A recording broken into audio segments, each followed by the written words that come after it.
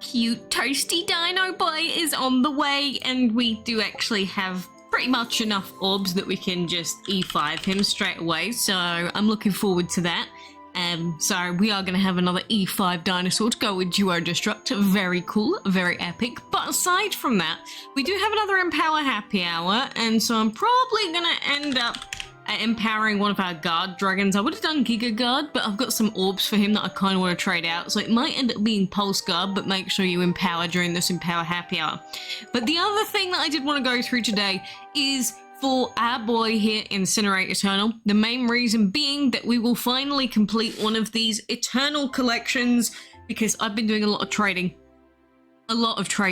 I've gone from like some stupid amount of thousands of legendary essence to like 400 legendary essence. We finally managed to get a hold of your boy thanks to a couple of really decent people that have helped out with some trades and such. But these Eternal Dragons, they were released as part of an event a little while ago. If you remember, it was slightly different to how they're released now, but these dragons do have a collection with them, which means we will level him up shortly. But the true reward from this collection is also the other Eternal. I love me collections, and we get level 116. What is there not to love right now? Let's lose that offer though.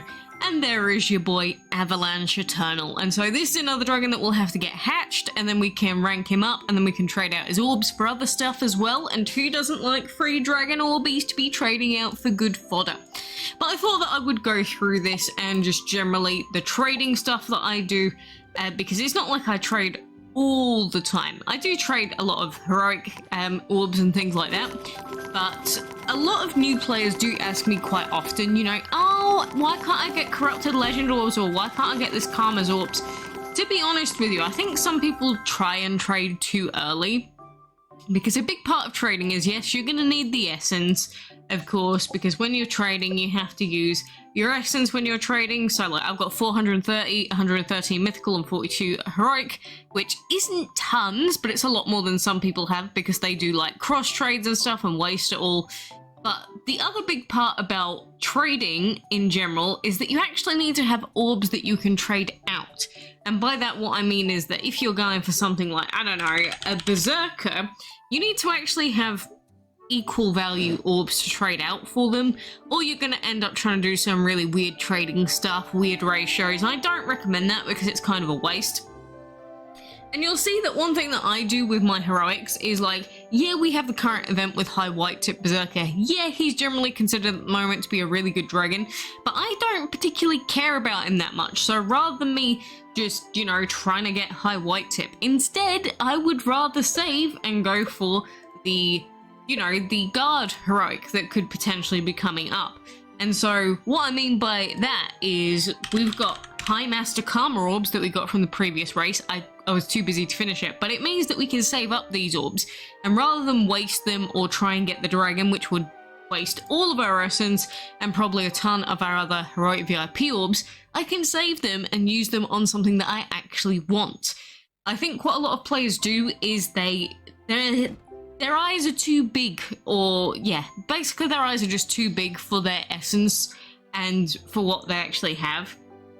So they know what they wish they had, and they just want to do it over and over again, and they want it right now.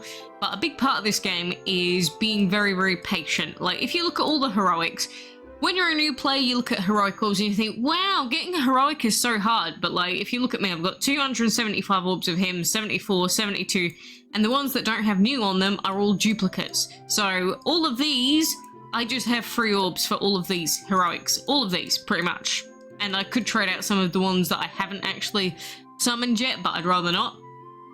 And then we've got like High Redemption Norn orbs, we've got High Arcana Judgment orbs, we've got High Quantum Wormhole orbs. So rather than me just spending all of them straight away, always having 0 essence and not doing favorable trades, I think it's a lot better for players to, you know, gain resources over time and then slowly trade them out. Because I mean, if you look at the amount of legendary VIP orbs that I have right now, it's not very many. But that being said, because I've been stacking these over time and I only trade them when I need to, it means that when I do want the dragons that I want, I've always got something that I can actually trade for. So if a good trade comes up, I can go, hey, I want to take that trade. The problem is if you are like, I want this dragon and I want it yesterday, you're probably going to end up doing some trades that aren't too good for you.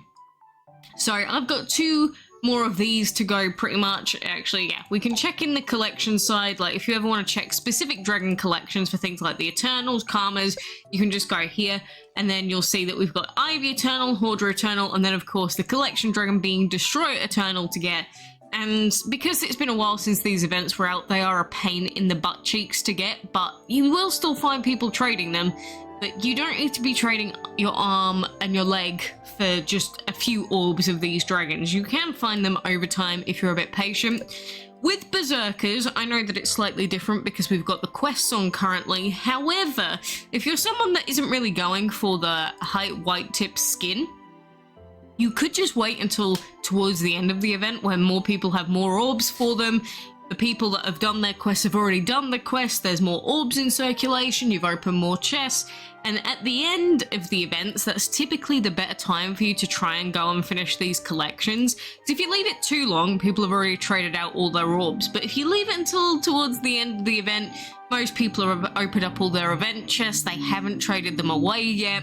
So that's why I would recommend trying to trade for these dragons towards the sort of last quarter of the event timeframes if you can. But with that being said, it's up to you if you want to go for the quest, but Permawound is a very, very pretty dragon, so, you know, I don't mind people going for him if they're desperate for him. Of course, it's also going to depend on what your drops have been like out of the actual Berserker chest.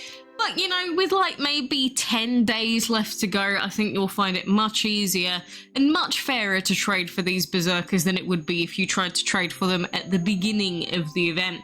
Which, speaking of which, since we do have the Empower Happy Hour, I mentioned I'm probably going to do a Guard Dragon.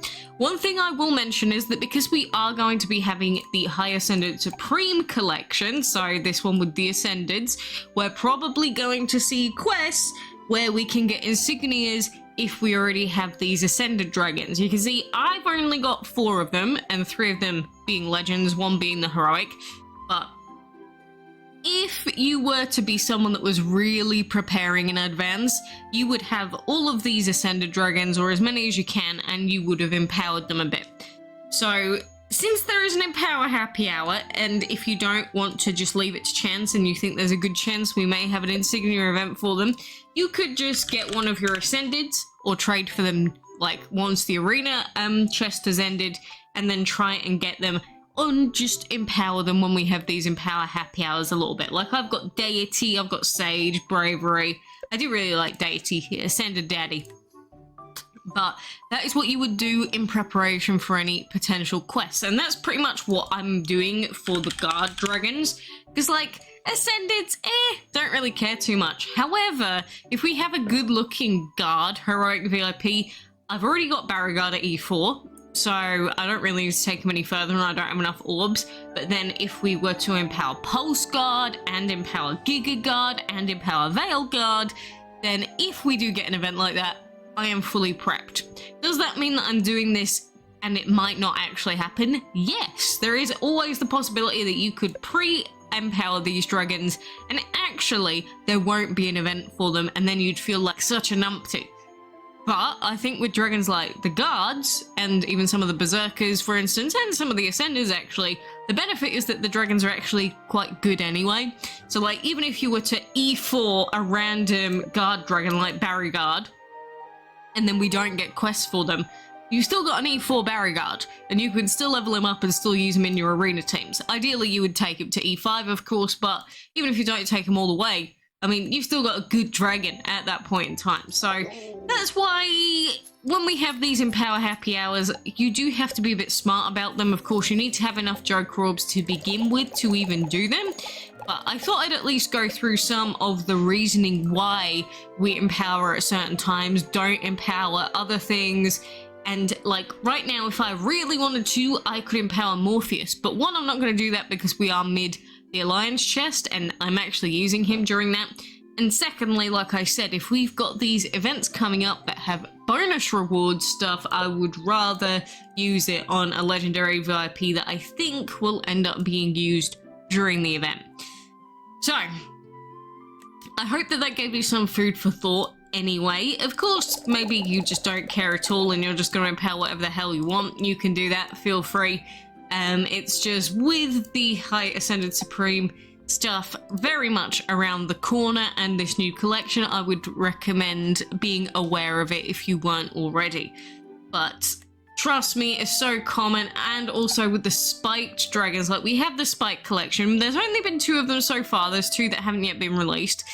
People, when new dragons get released, you get the pay-to-win folks that buy all of them, and then the value of these orbs for these dragons are like way too high because people put way too much value on them because they bought them with real money, of course.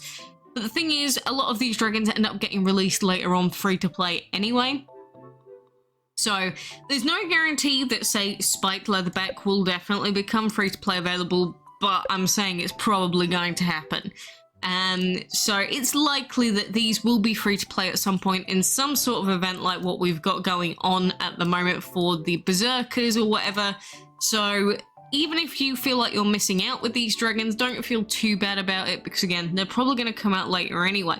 And so as a free to play, I genuinely don't think it's a massive issue if you don't get these new dragons straight away, because yeah, you might miss out on some of the collections and some of the collection skins, but in terms of just general progress and everything, honestly, you'll make it there eventually anyway. So don't trade out all of your good stuff, don't waste all your orbs and everything like that. I'm sure you will be fine whether you get them today or if you get them in 2 months' time. But anyway, that's my opinion as a full free-to-play. Obviously, it might be different for someone that just pay pigs their way through everything. They think it's really important to have everything day 1.